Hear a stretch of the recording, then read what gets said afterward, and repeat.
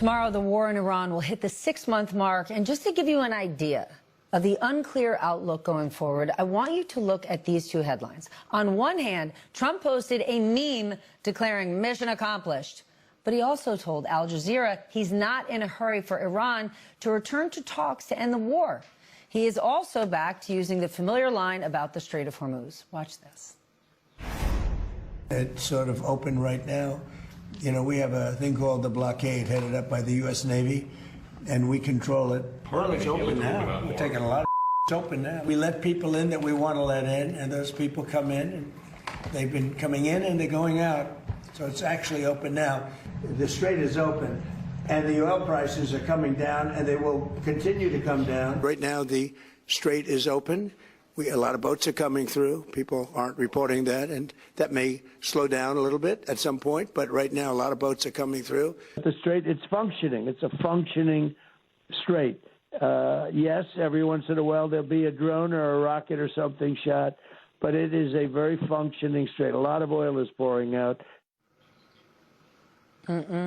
For fact's sake, the Strait of Hormuz is not open. Data shows that 10 ships passed through yesterday. Before the war, it was about 130 ships crossing every single day. Right now, Iran is negotiating with Oman to reopen the waterway, but says the U.S. is standing in the way. In the meantime, Saudi Arabia is rerouting its oil shipments away from the Strait of Hormuz. Why would they do that if this thing was open? And despite Trump's new claim that all mines have been removed, American allies are privately warning that they believed there still may be some left. Our panel is back with us. Peter, what mission has Trump accomplished in Iran? And I'm not being sassy. I mean, people just need to understand the facts. Well, look, you know, obviously they've done a lot of damage to Iran's military infrastructure, particularly the nuclear program.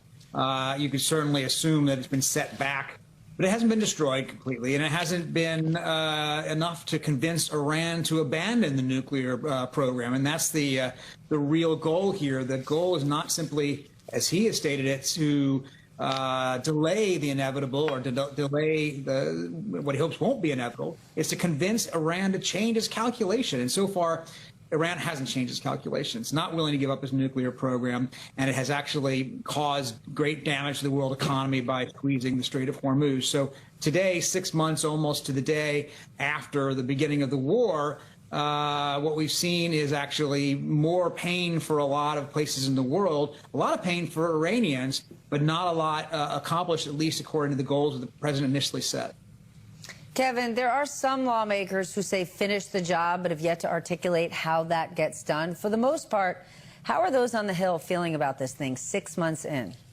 Almost. Yeah, I mean, look, it's kind of this, obviously Democrats are jumping on this at every chance they have been since the very beginning. I mean, obviously they continue to take joy, and I mean that in kind of a facetious way, but they are really enjoying the fact that they can hit the president and Republicans over gas prices, over fertilizer prices, over not being able to pay for things back home, but we're sending money overseas, over the kind of incongruity that exists between the fact that Trump's own base and the Trump movement in some sort kind of emerged from the Iraq war, and now he's going overseas and causing this kind of confusion and blowback back home.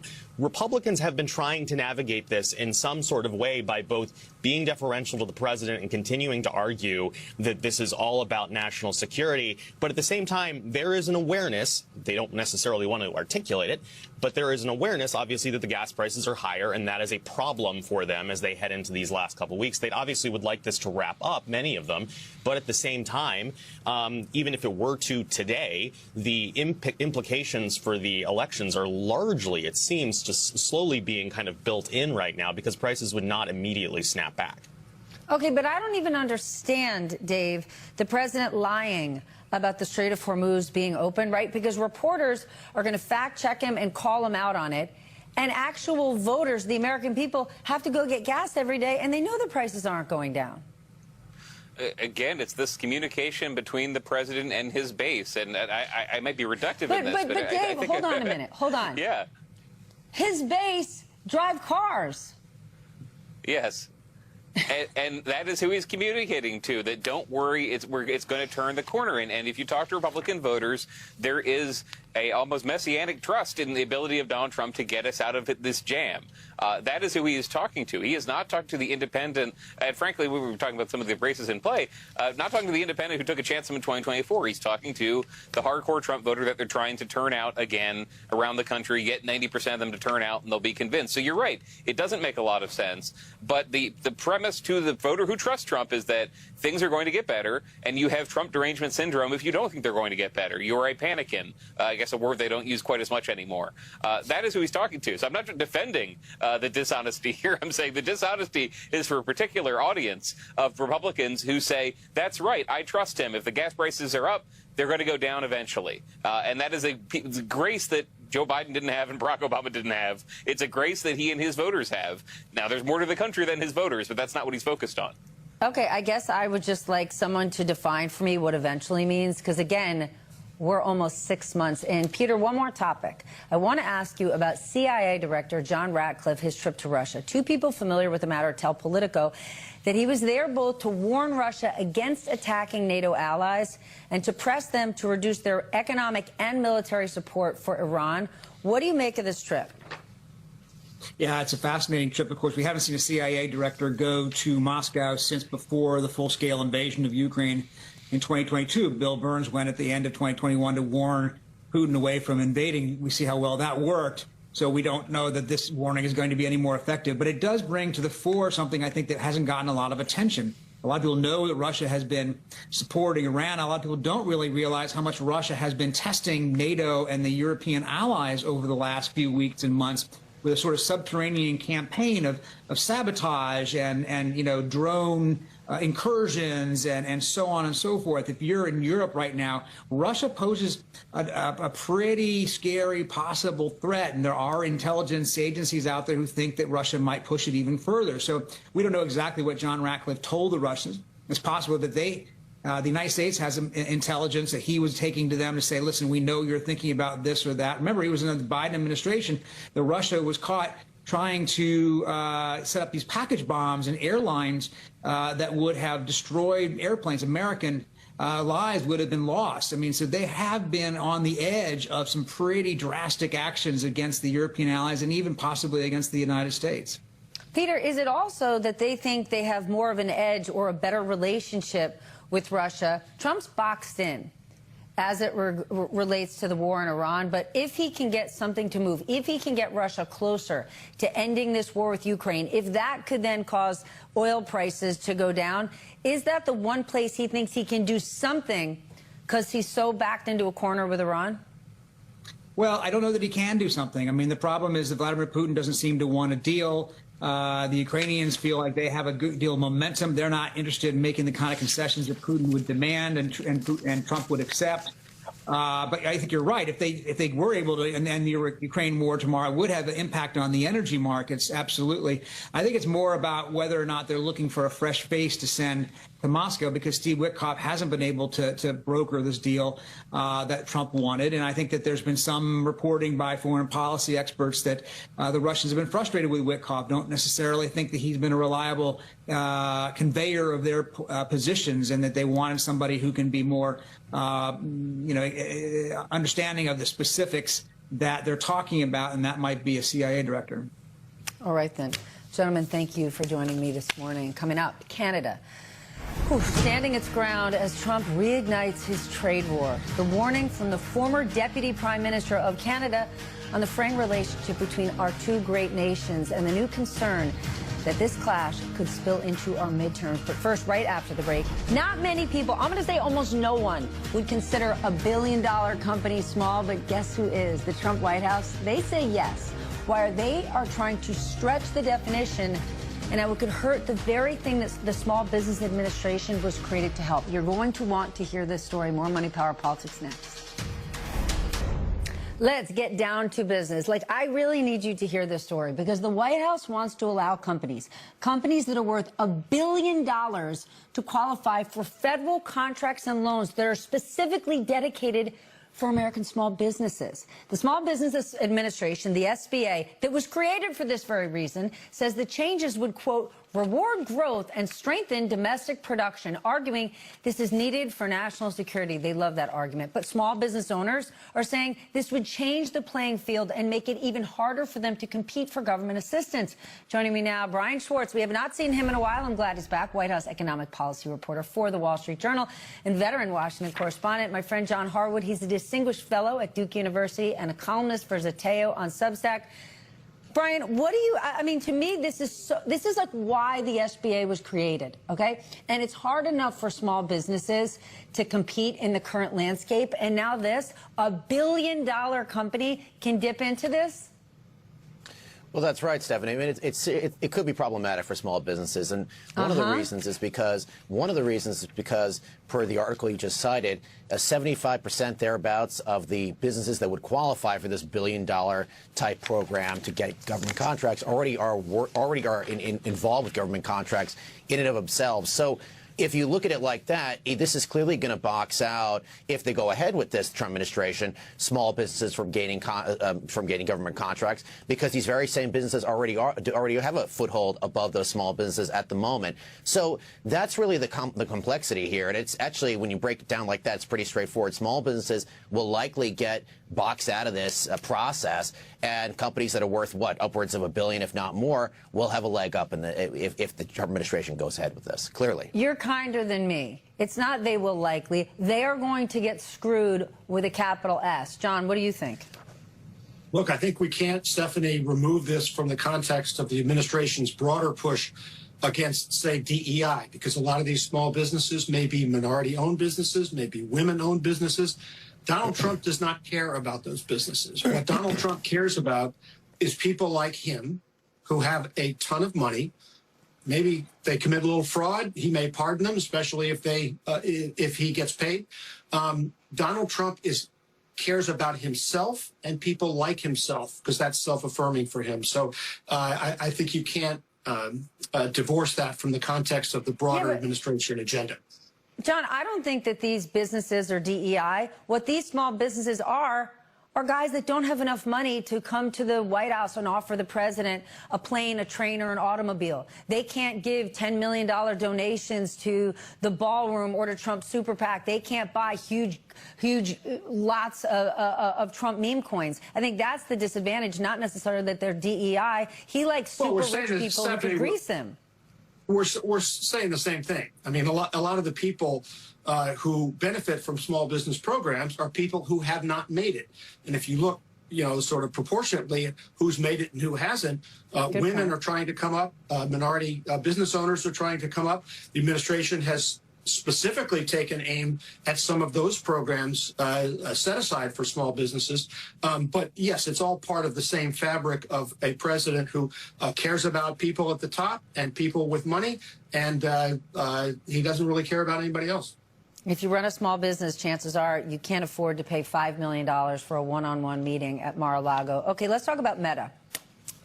Meta obviously settled their lawsuit over social media addiction claims and agreed to impose new safeguards like more complex age verification and limits for how much kids can spend online. Florida's AG rejected the deal, calling it peanuts compared to the harms being done. Brian, how do you see this thing? Well, I definitely don't see it as peanuts, to put it that way. I mean, it is a big difference what we're seeing from the Attorney General, at least getting some sort of settlement through Meta versus what we've seen in Congress. Look, I mean, anybody who's watched Mark Zuckerberg come on Capitol Hill and get yelled at, him yell back, knows that really has been largely theater. There hasn't been much from the federal side to kind of take on Meta, or previously known as Facebook. And this really does. It is a step in that direction from the state side. And for the federal side, there's still a lot of questions as to whether and how they're going to take on social media giants like Meta, and in other cases like Google and big tech firms in that sense. So I think it's actually a step in the right direction for people who want to see big tech companies, social media giants, challenged in some way. And they did get some concessions from Meta in the proceeds of like north of $17 billion. It's not chump change. It's not a ton of money, to your point, particularly compared to Meta's market cap. I understand all that. But it is something where the states can look at that they got some sort of win here versus the federal side, where they really haven't had a ton of wins against Meta in that case. What do you think, John?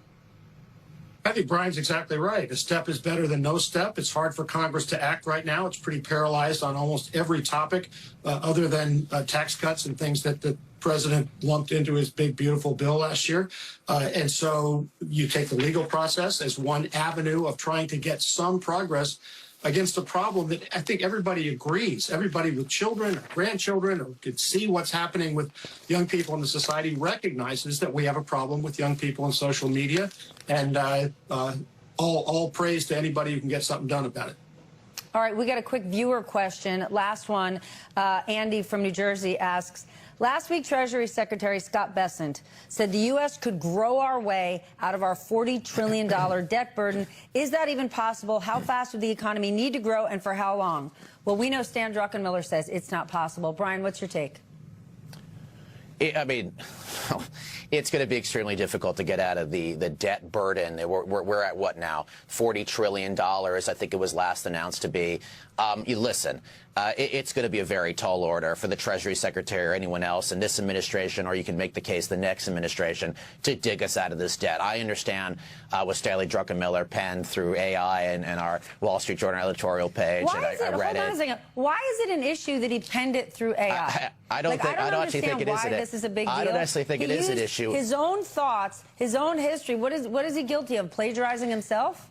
No, I don't actually think it is an issue. I was speaking to somebody yesterday, I think the person you and I both know, on Wall Street, and they were actually saying how impressed they were as it came out with AI. That was something that was kind of funny. Somebody said to me yesterday about this, and they said that they were surprised that how it came out. They were thinking, wow, I didn't know Stanley Druckenmiller could write this well, and it turns out it was AI. That's all I think it really comes down to. But my overall point on this is that I think it's going to be a very tall order to go ahead and overcome the $40 trillion in debt for the president, current president, the Treasury Secretary now, and whoever runs the show next time around as president.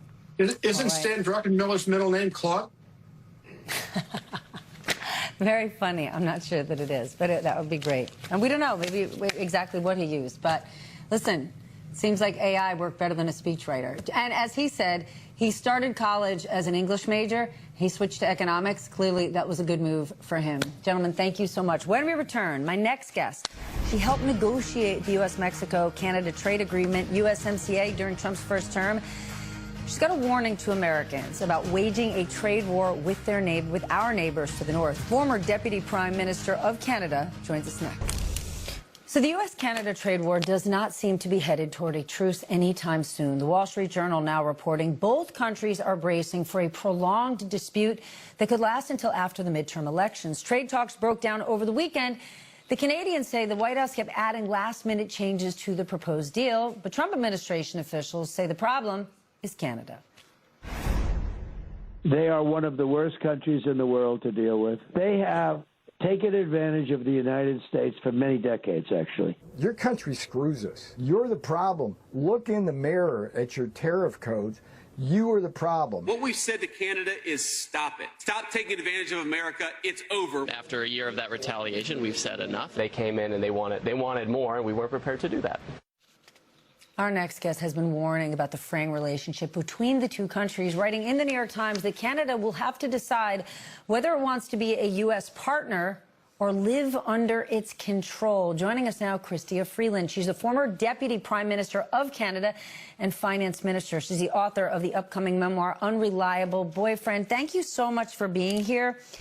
It's almost like, as I'm just going through that intro, I cannot believe we're talking about the United States and Canada. How damaging could prolonged trade talks be for both of our economies? This serves no one. Stephanie, I could not agree with you more. And at some level, it's so absurd that it can be hard to formulate words about it. You know what I mean? Yeah. Like, yes. South Park, I am old enough to remember South Park had this movie whose premise, and it was like a comedy, and the premise was so ridiculous that it made it a joke. And it was called Blame Canada.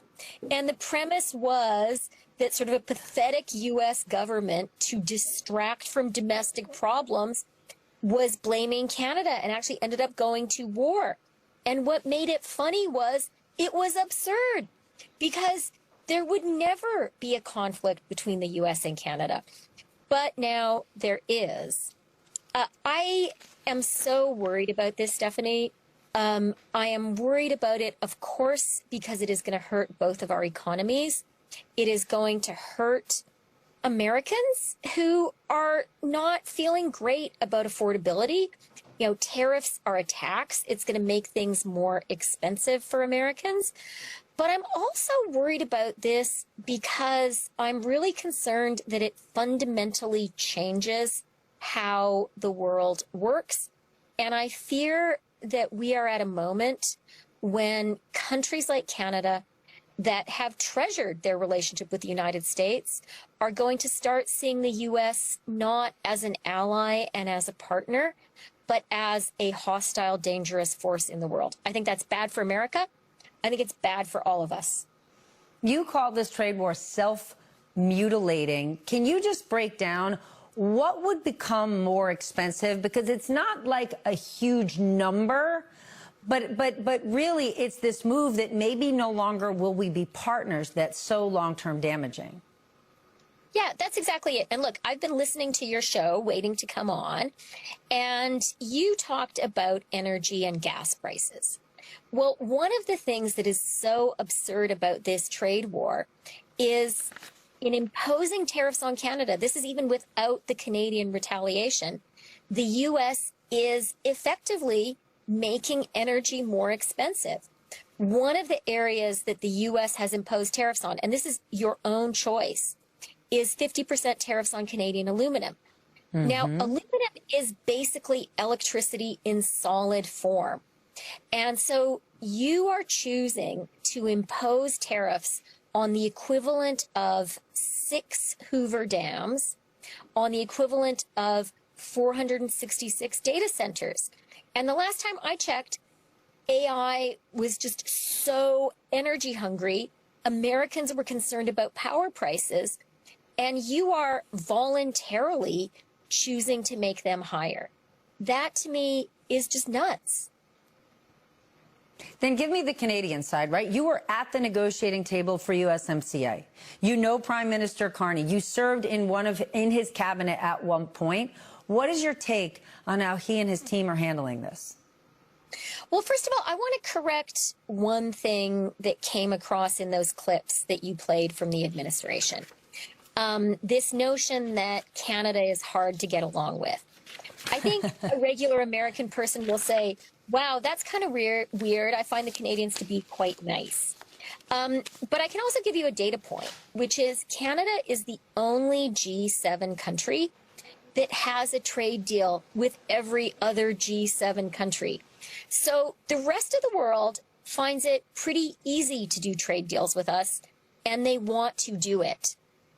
The other thing that is so perverse about the current situation, and, you know, we just heard a bunch of Trump administration officials and the president himself talk about how terrible the current deal is. Guess who negotiated the current deal? Jared Kushner. Yeah, and Donald Trump. And Donald Trump, I was there when the deal was concluded. He said this is the best trade deal ever. It actually is a great agreement. It is one of the few points on which Democrats and Republicans agreed. Sherrod Brown voted for it. Nancy Pelosi supported it. And Trump supported it. So the thing that is so frustrating and also scary for me is we have a relationship that was working. And for reasons that are really hard to understand, the White House is trying to break it.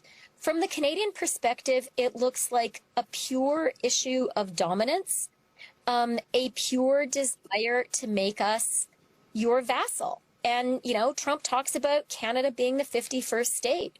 When we see this kind of absurd economic hostility, it makes you think he really means it. Chrystia, there are two things I really like: bipartisanship and your Canadian accent. But unfortunately, we're out of time, so we cannot discuss either one any longer, but come back and we can talk about it anytime. I really love your accent. Thank you so much. Good luck on your new book. When we come back, the explosion of foreign projects launched by the Trump Organization and the millions and millions and millions the president is making from it. You're watching Money, Power, Politics. Okay, here's a story I thought you should know about. Trump Organization's major push for overseas projects during the president's second term in office. According to MS Now's most recent tally, based on Trump's personal financial disclosures and listings from the Trump Organization and its partners, at least 19 new golf courses, hotels, resorts, and towers are in development or pending abroad. Since the 2024 election, at least a dozen of those projects have been formally announced, but 5 of them were not. And Trump earned almost $60 million in year 1 of his second term from real estate licensing and management deals all around the world. It is a very big difference from Trump's first term, when his family stayed away from new overseas projects and even backed away from pending ones in Russia, China, Israel, the UAE, over concerns about conflicts of interest. Clearly, they don't have those concerns anymore, and I thought you should know. When we come back, we're going to enter the group chat. Alex Witt, Ron Insana, Brandy Zadrozny, and Brian Bennett all standing by. It's going to be a hot hour. Keep it here.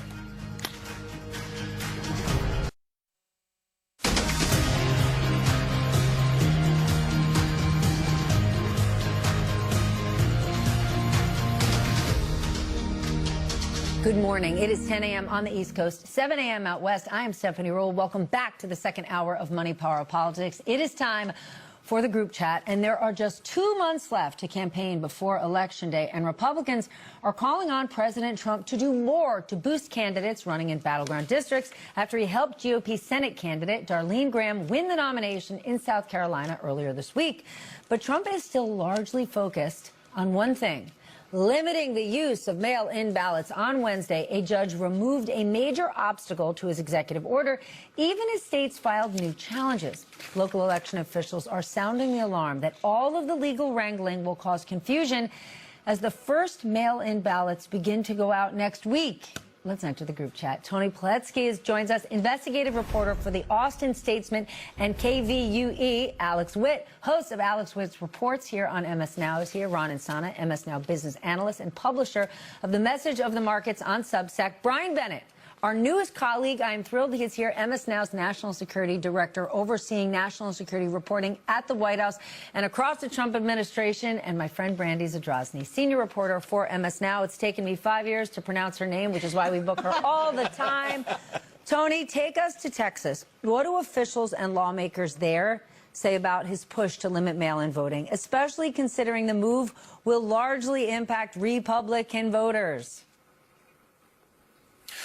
Well, of course, Democrats are deeply concerned about all of this. They say it's just the latest example that Republicans are trying to do everything they can in these battleground races to stay in power. Democrats in Texas point to exactly what happened a year ago, for example, to sort of bolster their case.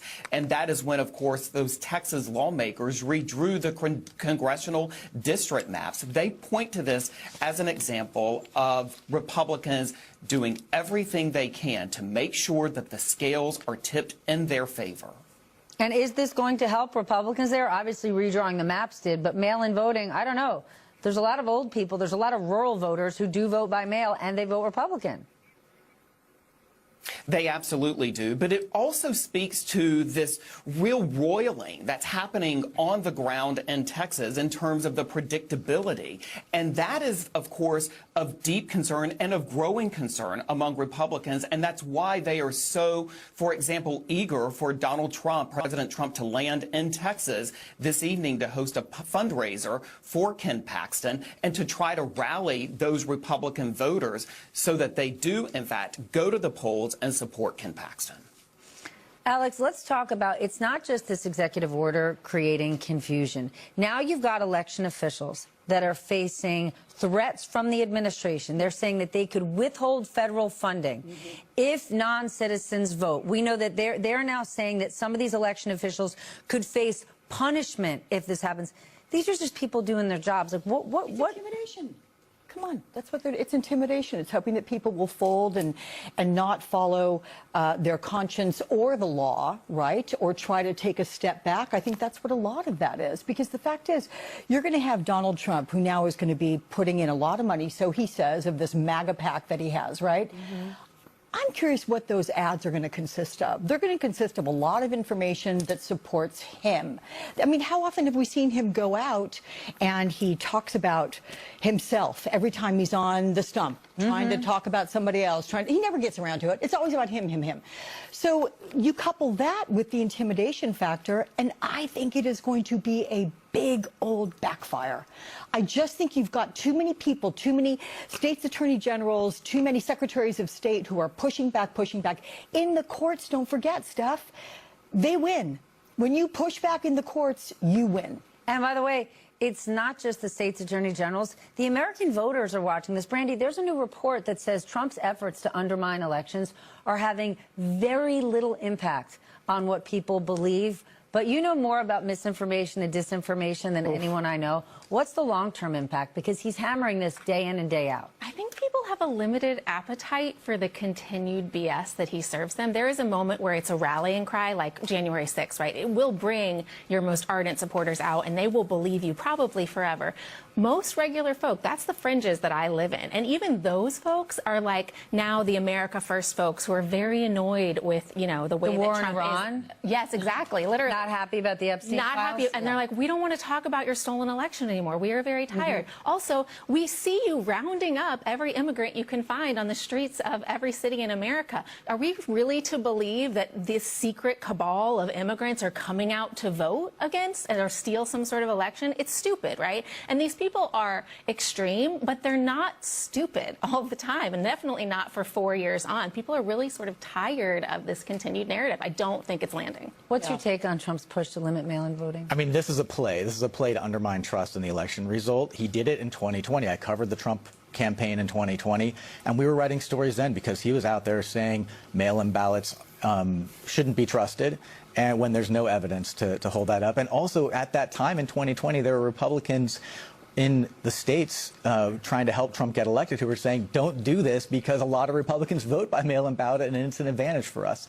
So this is a play. It's a play for Trump to undermine trust in the election result. And the big concern we hear from experts is that after the election results come out, he's going to target Democrat districts and question the results of the mail-in ballots in Democrat. But more than that, is it a distraction, right? This is what Trump is hammering day in and day out. And what he's not talking about is the cost of living. What he's not talking about is data centers. And both of those things are big issues for the American people. And his policies are hurting both. All of them. I mean, all of his economic policies are antithetical to growth, antithetical to bringing down inflation. They do not address affordability in any way, shape, or form. And they're doing nothing to help Americans' concerns about data centers. No, and that is, by the way, bipartisan opposition to data centers in a wide variety of communities. And I also think that when you look across, again, we use the term, I think, maybe too loosely at this juncture, but the lived experience of Americans. When you see man-on-the-street interviews, what are they talking about? They're talking about gas prices. They're talking about grocery prices. They're talking about insurance, health care, child care, all these different things that are really putting a crimp, particularly in middle and lower income, families, and that is not being addressed in any way, shape, or form. No, in fact, the president continues to say that it's again, using his words, a hoax, and it's not. I mean, we all know this. Even those of us who, step out and go shopping on occasion and, with the family. Go shopping, put gas in your car, buy back to school clothes. It all costs more. If you look at all these big retail giants, they are suffering. People like the stock market's doing so well. Look at big retailers. Well, Walmart's subsidizing lower prices with the tariff refunds that they're getting. The president puts tariffs back on, which just raises prices all over again. And so, again, from a policy perspective, there is absolutely nothing being done to help any consumer or any American from an economic perspective. Can I ask you, you and I, when we have shows, we are obliged to put on sound bites from Scott Bessent, from Howard Lutnick and the right, and you hear the same old blather. It's going to be the best. It is going to be the best. They move goalposts week after week, month after month. My question to you. Are people paying attention? The people who need to pay attention to bring down costs to help amend the economy, are they even listening to Bessent, to Lutnick? Well, let's take Howard Lutnick out of the equation altogether, because I don't think anybody's listening to him at all. Scott Bessent, yes, will get a little more airtime, but does he represent a credible kind of individual to the average American that he's out there fighting on their behalf? I mean, as a former hedge fund manager, nobody's paying a lick. They're not listening to him because they know what things cost at the grocery store, at Target. And the only thing that Scott Bessent and Howard Lutnick have not changed their answer on is whether or not they will sit down for an interview with yours truly. And their answer is no, absolutely not, and never, despite how much I try. Let's talk about Ken Paxton, Tony, because he is now out with a new plan, pushing back on data centers. How big of an issue is this in Texas? Because Trump has made it very, very clear. He's all for data centers except for the ones right next to Mar-a-Lago. What does it mean for this race that Ken Paxton is now slightly changing his tune? Let me tell you, this is a red-hot issue on the ground in Texas. Of course, in recent years, we've heard about border security, immigration. Those issues, in many ways, have now gone to the back of the line. And now what is the front burner is, of course, not only affordability and the cost of living, but, in fact, data centers. And throughout the state, in communities both big and small, we've seen something of an uprising among residents there, a new wave of activism and advocacy, and it is, in fact, in many ways bipartisan. It has been described to me. I recently talked to, just a couple of days ago, the Texas Agriculture Commissioner, Sid Miller, who was describing it as really a red, white, and blue issue.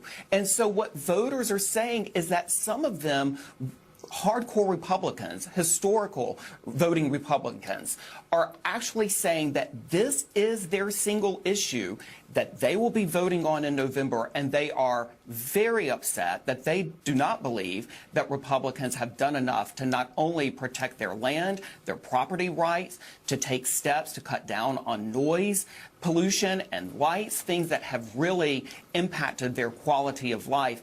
And not only do they blame them and hold them responsible for not taking action quick enough, they also point to Ken Paxton as being one of the lawmakers who threw open the doors as a young lawmaker in 2012 to allow data centers to begin proliferating across the state. Tony, I've got almost no time left. Trump's headed there tonight for a fundraiser for and with Ken Paxton. What's in store?